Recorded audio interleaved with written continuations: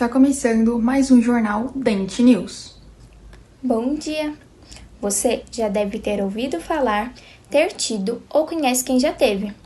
A cárie é a doença bucal mais comum. Porém, não se preocupe, hoje estaremos esclarecendo todas as suas dúvidas. Bom, primeiramente, você sabe o que é cárie? A nossa colega Kessia irá nos explicar. Olá meninas, bom dia a todos. A cárie, ela é uma doença infectocontagiosa, né? Multifatorial. Ou seja, ela precisa de vários outros fatores para ela se instalar.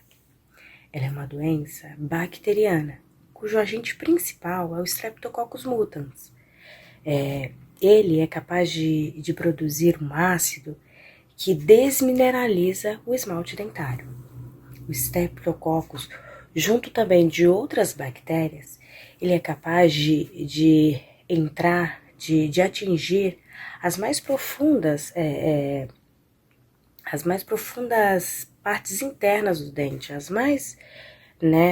estruturas mais internas do dente, ele é capaz de atingir, né, como a dentina, a polpa. E sem uma escovação adequada, essas bactérias acabam causando a necrose dentária, né? A morte do dente. Então, Kessia, eu soube que há mais de um tipo de cárie. É verdade? Tem 3 tipos de cárie: a cárie coronária, a cárie radicular e a cárie recorrente. A cárie coronária, ela pode acometer tanto criança quanto adulto. Ela se localiza na superfície da mastigação ou entre os dentes. Já a cárie radicular, ela pode acometer adultos e idosos, pelo fato da gengiva se retrair, deixando exposta então uma parte da raiz do dente. A nossa raiz do dente não possui esmalte dentário, sendo assim, fica mais fácil a deterioração, né, dessa raiz. Já a cárie recorrente, ela ocorre em restaurações e coroas existentes, né? Isso porque essas áreas tendem a acumular placa, né? Que acabam levando à deterioração dos dentes. Agora que sabemos o que de fato é a cárie, vamos ver quais são os sintomas. Os sintomas da cárie variam conforme sua evolução. Inicialmente, é formada uma placa bacteriana, que é uma espécie de película formada por micro-organismos, a qual ela se forma sobre o dente e causa manchas esbranquiçadas e opacas. Nesse estágio, só é permitido o diagnóstico com consultas frequentes e exame de raio-x. Bom, nessa fase não há sintomas, mas conforme o esmalte dentário é deteriorado, surgem algumas manchas escuras. A lesão pode progredir, tornando a mancha bastante visível e tecidos mais profundos são atingidos. Quando o dano chega à dentina, o paciente pode começar a apresentar uma maior sensibilidade e dor ao mastigar ou em contato com frio ou quente. Quando a infecção chega à polpa, a dor é intensa e pode ser contínua. Sem o tratamento, a cárie avança para a inflamação da gengiva e a infecção pode chegar à raiz, com formação de abscessos, perda do dente e acometimento dos ossos e de outros dentes da região. Portanto, se sua ida ao consultório dentário está atrasada, fique atento. Quanto antes a cárie for diagnosticada, melhor. Agora, o Tiago e a Júlia irão explicar como a cárie é causada durante toda a faixa etária, desde bebês até os idosos. Bom dia, Isadora e Luísa. Hoje eu vim falar com vocês sobre como essa doença atua em bebês e em crianças. A cárie, de modo geral, ela é causada por restinhos de açúcares nos dentes. No caso dos bebês, uma das maiores causas é quando os pais dão para os bebês as mamadeiras com ou sem açúcar e não higienizam o dentinho deles depois. Assim que o dente sai e entra em contato com o meio externo, É interessante levar eles a um odontopediatra para fazer uma aplicação de flúor e dar uma instrução correta aos pais sobre como higienizar o dentinho deles. É importante também evitar contato salivar com o bebê, como beijos na boca, compartilhamento de colheres, garfos, canudinhos, copos, garrafinhas, ou até mesmo assoprar algum alimento, porque quando você assopra, a bactéria vai para esse alimento e o bebê acaba consumindo ele. Nesse processo, fica restinho de leite e de açúcar entre os dentes, o que favorece a entrada de bactéria e gera a cárie futuramente. Nas crianças, tudo que eu já falei anteriormente influencia também, só que são eles que consomem mais salgadinho, mais bala, chiclete, chocolate, então é importantíssimo evitar esse tipo de alimento para eles também. É muito importante a escovação correta dos dentes, que é você fazendo movimentos circulares na frente e atrás dos dentes, incluindo nas gengivas também. É legal incluir na dieta deles também frutas, verduras, maçã que limpa os dentes, coisas menos açucaradas, e levar eles no dentista periodicamente, usar fio dental uma vez por dia, escovar corretamente, e assim você evita que a cárie ela surja nos dentes ali. Agora, gente, eu vou passar para o Thiago, que ele vai falar sobre como a cárie atua em adultos e idosos. Bom dia, pessoal, tudo bem? Eu irei falar agora um pouco sobre a cárie em adultos e idosos, né? Que a falta de escovação uso de fio dental, né? Ocasionando uma má higienização na boca. Então, assim, isso ocorre, essa má higienização pode ocorrer vários outros fatores, né? Como uma cárie interproximal, né? Que é uma cárie que dá ali entre meio os nossos dentes, né? Que a gente acaba não vendo. A gente geralmente só percebe quando vai a um dentista, né? E quando às vezes a gente vê só um pontinho preto e daí acha que não está algo grande, quando chega lá já está uma cárie um pouco expandida, né? Por conta da gente não conseguir ver com facilidade esse tipo de cárie. Por exemplo, a xerostomia, né? Que é uma doença aí que ocorre decorrer de muita medicação que a gente toma, né? Que assim acaba deixando a boca um pouco seca, né? Atrapalhando na salivação, então acaba ocorrendo a cárie com mais facilidade, né? Então é importante a gente manter sempre o pH ali entre 6 e 7, que é o ideal para um ser humano ter uma saúde bucal um pouco melhor. Então, assim, a gente sabe também, né, que o idoso ele volta a ser uma criança, né? Assim, no decorrer da vida ele acaba voltando a ser uma criança. Então, a higienização dele já não é tão boa quanto em um adulto, quanto em um adolescente, quanto a pessoas que vão ao dentista frequentemente. Então, assim, às vezes ele esquece ou até deixa de passar o fio dental, que é muito importante. Então, assim, acaba ocasionando outros tipos de doenças. Por exemplo, a retração gengival, né, que ela ocorre aí na medida que a gente vai envelhecendo, que deixa descoberta a raiz do dente, né, fazendo com que deterioriam facilmente, né? Então, assim, é importante o uso do fio dental, ir no dentista, fazer a escovação com flúor, sempre que der, fazer uma consulta, né, para verificar se está tudo certo, porque como eu falei anteriormente, às vezes é só um pontinho preto, a gente não consegue enxergar, mas ali por dentro a cárie já está um pouco maior, que pode ocasionar para você ter que fazer um canal. Então, assim, é importante a gente sempre frisar a escovação e o uso do fio dental. E assim, também é importante a gente manter esse cuidado, né, para a gente não nos preocupar futuramente com uma cárie inicial, com uma cárie interproximal, com uma retração gengival, com uma xerostomia. Então, assim, é importante a gente sempre manter a saúde bucal aí em dia, né, e sempre tentar manter os cuidados aí. Obrigada. É realmente muito preocupante o quanto a cárie é comum. Veremos agora o diagnóstico com a Yara e o tratamento com a Gabriele. Bom dia. Hoje eu vou explicar um pouco como que funciona, né, o diagnóstico da cárie, quais são os métodos que nós utilizamos.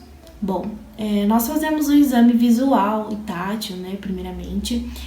Nesse exame, nós utilizamos uma sonda sobre a superfície do dente, onde observamos se há alguma cavidade, alguma mudança. Também precisamos que a cavidade bucal esteja limpa e seca e também bem iluminada. A cárie de início pode apresentar manchas brancas, então para que a gente possa ver de forma mais clara e mais precisa, é importante que o ambiente esteja bem iluminado. Então, geralmente, esse exame é feito dentro do consultório mesmo.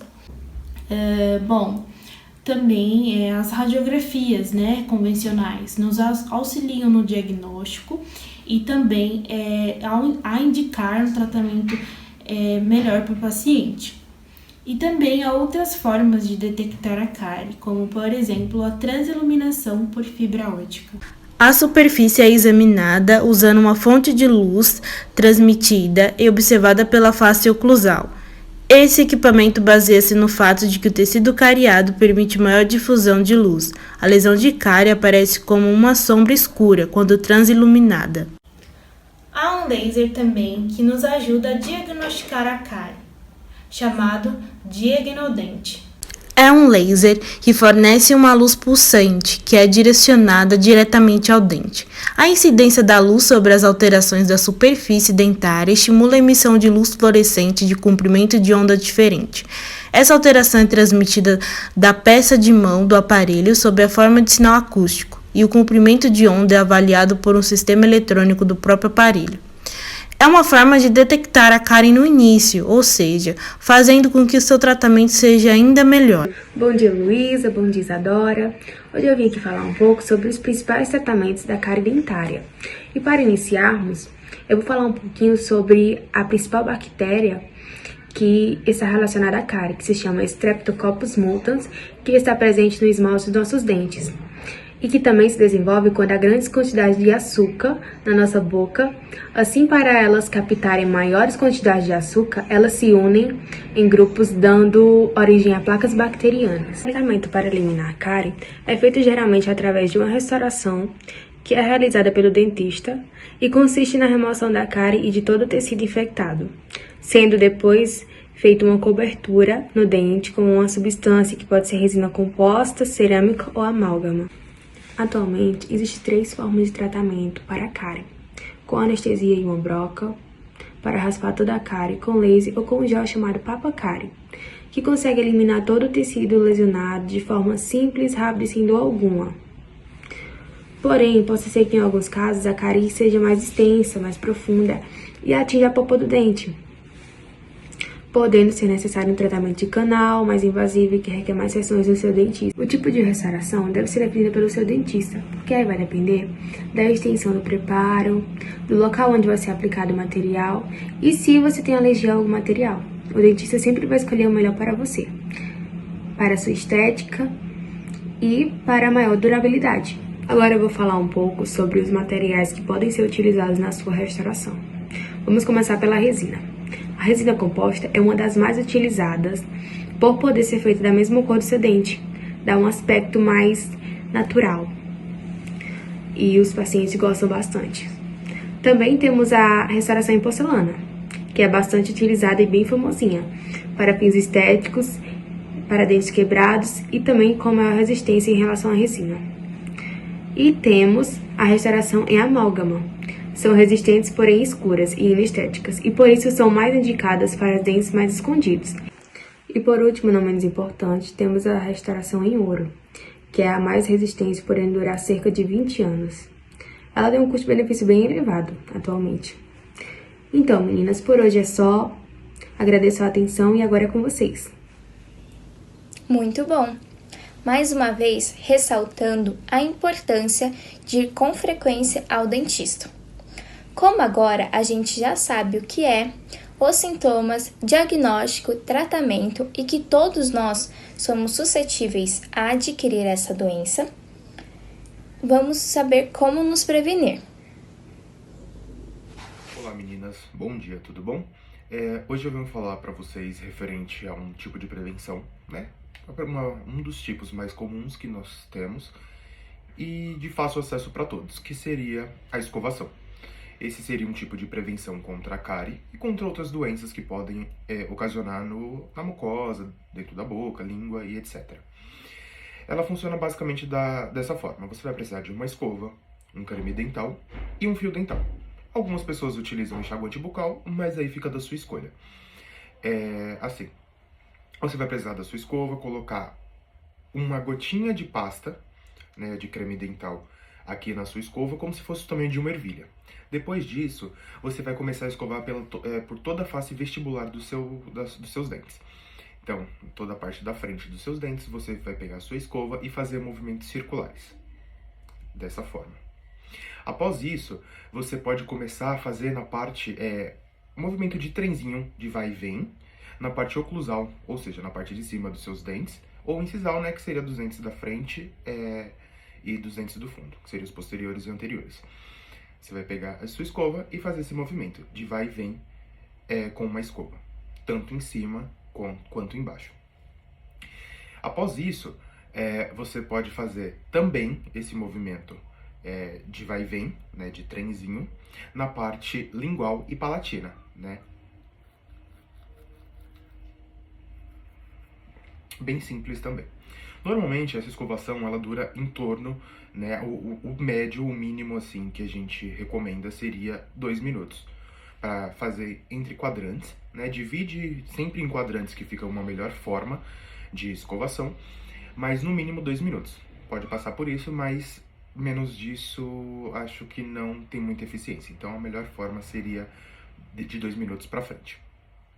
Após isso, que você fez esse tipo de escovação, tem a parte da língua. A língua você vai fazer esse movimento. Basicamente dessa forma. Referente a essa parte, seria basicamente assim. Agora temos a parte do fio dental. A utilização do fio dental também ela é uma forma bem simples. Você vai pegar o fio dental, puxar, pega um pedaço bem grande, corta. Depois disso, você vai pegar o fio, enrolar entre os dedos, e aí você vai passar ele entre os dentes. Você coloca ele entre os dentes, vira um pouquinho, e após isso, você faz, sabe quando você está secando as costas? Esse movimento. Então você coloca no dente, virou, puxou. Sempre que você terminar de utilizar em um dente essa parte, você solta o fio, enrola no dedo e utiliza uma parte limpa para passar em outro dente, para que não fique pegando sujeira de um dente para passando para o outro. Caso você queira também, você pode passar um pouquinho de creme dental no fio para ajudar, né, essa parte de flúor entre os dentes, né, entre cada dente.